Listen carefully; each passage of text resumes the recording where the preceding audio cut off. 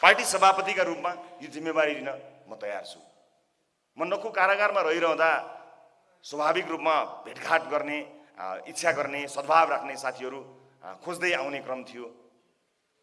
स्वाभाविक रूपमा मलाई माया गरेर खोज्न आउनेहरूको सङ्ख्या धेरै थियो, तर मैले खोज्ने सङ्ख्या एकदमै कम थियो। मैले आफैले खोजेर भेट्न चाहेर खोजेको चाहिँ थरुवट आन्दोलनका साथीहरू थिए, थारू अभियन्ताहरू थिए। मलाई यसमा गर्व लागेको छ।